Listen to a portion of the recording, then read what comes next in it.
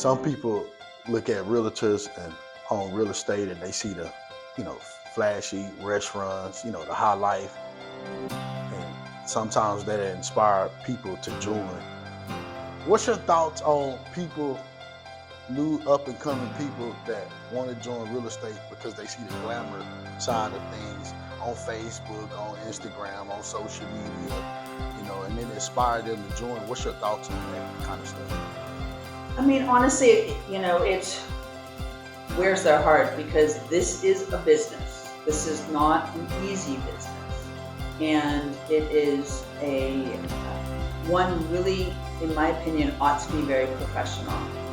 This is an asset that from $200,000 to $10 million. I mean, obviously, you don't necessarily start in this industry selling $10 million homes, right? But I treat that client that's in the $1 million homes the same as I treat a client that's got a $200,000 home. It's not glamorous. Like, there are times where I have been out at a house and I've brought my own gardening shears and I've had to go in there and tidy up something before a photographer comes or before an open house. Clean things, you know, get down on hands and knees and clean things. Especially houses sometimes when they're sitting idle for a while. There's critters that come in, you know that. You know, so because there's no movement in the house, it's taking responsibility. It's being boots on the ground for clients that live out of town. Always be integrous. Always take the high road. And you don't know an answer, be honest about that. But know that when you have a team of people or a community, that you can go and get that answer and come back to them. As in life, I feel I always want to have my side of the street clean. So if I have made a mistake, then it's up to me to make amends and to rectify that. Obviously, social media puts everything to be so glamorous and the highlights of our lives, but it's not always sharing the low lights of our lives, right?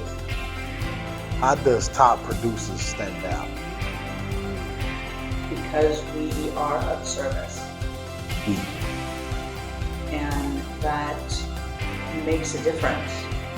You know, I get to see my friends when I go to these events for top producers, because I know how they do business, right? And how we do business together. Work your goals, ensure that you have everything that you need to be successful, and you can become a top producer.